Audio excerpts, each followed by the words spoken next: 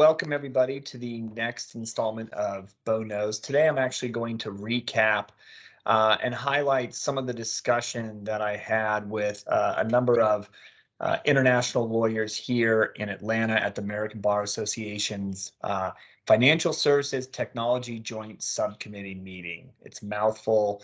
I just like to think of it as a FinTech subcommittee meeting. So the ABA's business law section is having their spring meeting. It's been a great event in Atlanta, and I was had the opportunity to speak on a panel with other Regtech CEOs and lawyers in the space, just to talk about Regtech in general, talk a little bit about how Regtech is impacting the legal industry, and just kind of have an open discussion with lawyers both here in the U.S. And throughout Europe who deal with Regtech products. So, one of the things that came up during the meeting was just, how is Regtech impacting the legal industry?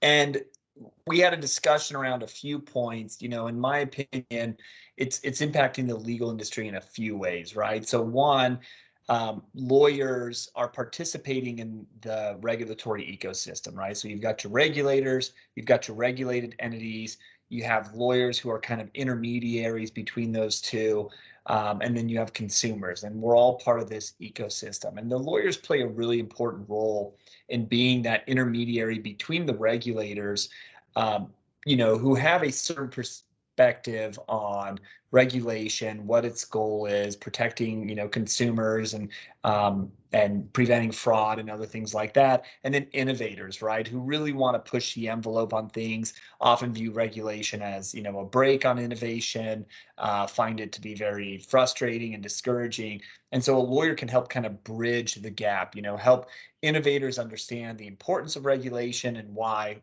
obviously from a legal perspective, but why from a business perspective, they should be working with regulators, and also help regulators by educating them on these products out there, some of the underlying technology, how it can benefit consumers. So we talked a little bit about that, and that was a great discussion. From that came the question of, how do regulators view Regtech and some of these innovative products? And, there's not a whole lot of statements out there on Regtech at the moment. It's certainly not being adopted by a lot of regulators, which I think they're missing a huge opportunity. Because when you think about, what are the ideal situations for developing a Regtech product and deploying it? Well, one, do you have enough data? And who has more data than the regulator on an industry, right? They've got more data than any individual registered entity. They're sitting on pretty much all of the both publicly available and quite a bit of private data that they get access to. So they've got a wonderful amount of data. It's generally standardized and in formats that, would be easy to process through some type of machine learning or natural language processing solution.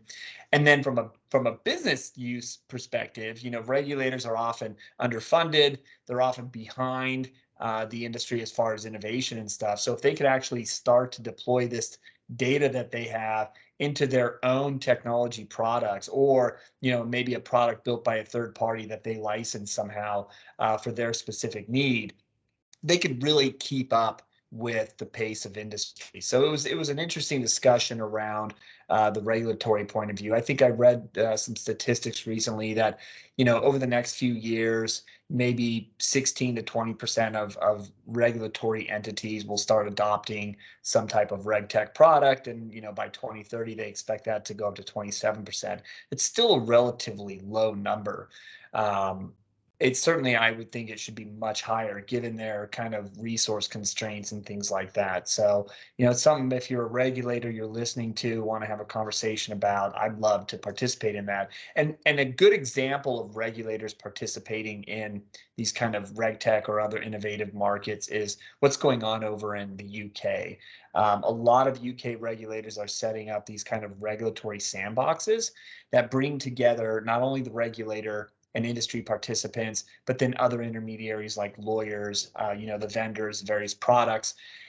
That allows for an environment where you can start to come up with some industry standards, both on kind of what's expected of the product, maybe how to review the product from a due diligence standpoint, and what's expected from a regulatory standpoint. So it can help influence rule writing.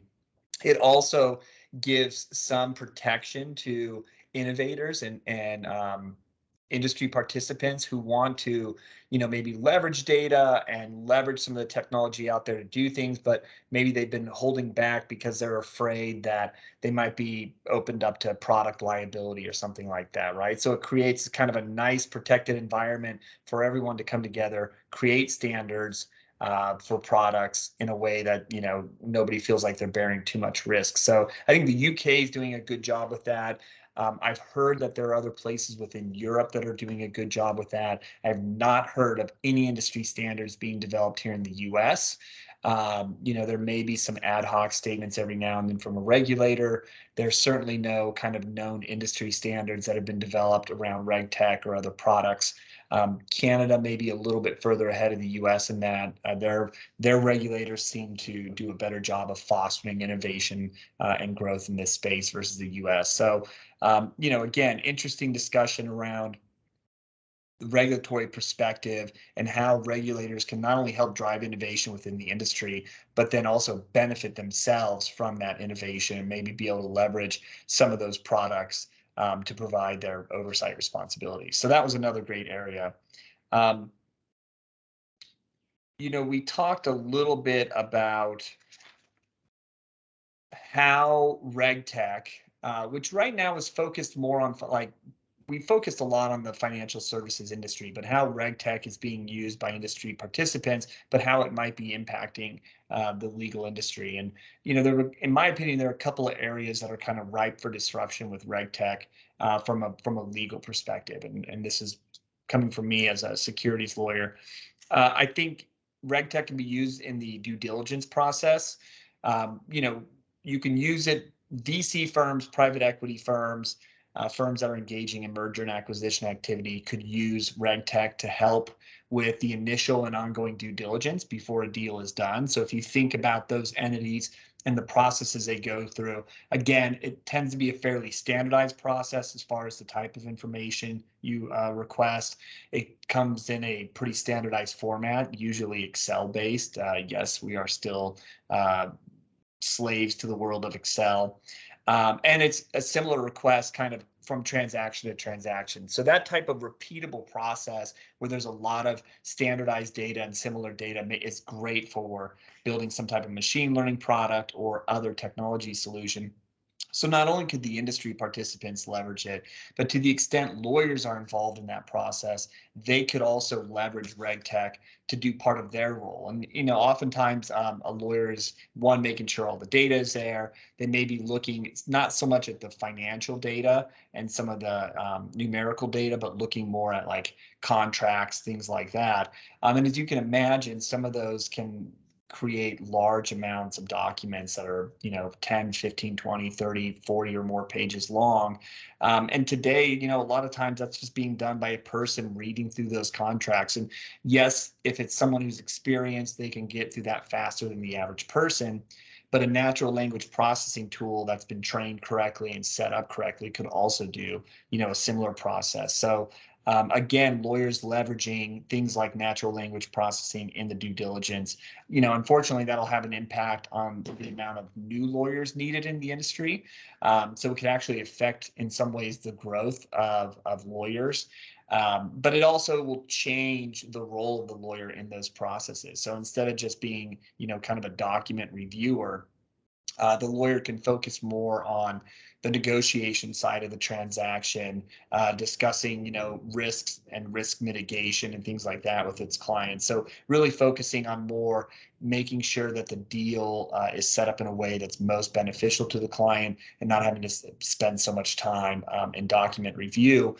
That will also make it cheaper to do these deals, right? I mean, if you think of large transactions that require large law firms with lots of associates and partners working on it, get very expensive very fast. To the extent you can bring in a machine product to do a lot of that work, it can bring the cost way down, could accelerate how fast deals could get done. So there could be a lot of benefits for that. The other thing we talked about coming out of that, though, is what if a law firm adopts this product? Where does product liability lie, right? A lot of Regtech vendors are not going to want to take on, to the extent they can, they don't want to take on any liability for their product. And that's probably okay when we're in this kind of version 1.0 of Regtech, which is really just more about automating processes. But as we move from version 1.0 of Regtech to version 2.0, which leverages machine learning to do things like, provide some types of analysis, provide recommendations, verify if things have been done correctly, things where we're putting less human eyes on things and relying more on the machine to verify that a part of the process has been completed and completed accurately. I don't think Regtech vendors are going to be able to completely avoid product liability. And for lawyers who are adopting these products, it's going to change their malpractice liability, right? So they can't simply adopt a product and say, well, that's the product everybody uses, and I'm not liable for its output. I don't think that's the case. I think just as the Regtech vendors will end up having to take on some product liability, I think the lawyers will have to take on some malpractice liability, at least as far as it goes in selecting the vendor, right? So lawyers are going to have to get savvier at, just like their clients, at selecting the right vendor, understanding the underlying technology, performing effective initial due diligence, doing ongoing due diligence that makes sure whatever product they're using isn't having an increased error rate, isn't having issues. If it's something that's a machine learning model based, is the data being refreshed so that the algorithm continues to learn and remain kind of at the cutting edge? So is the data being refreshed? Do you have any type of model drift? How is the error rate? Is it being tracked, and is it performing at an acceptable level? So all of those things that are going to be expected of financial service firms that adopt a Regtech, right? Doing initial due diligence and ongoing due diligence. It's going to apply to a law firm too that wants to use those same products. Those are some of the hot topics. There was a lot of great conversation. We'll talk about some of these in blogs on our website coming up. And to the extent you've got any questions or comments or want to participate in this dialogue on some of these areas, feel free to contact me. Would love to kind of work with other industry participants, whether you're a lawyer, whether you're a Regtech firm, in setting some of these standards and kind of helping to propel our little industry towards its golden age. So feel free to comment. Thanks.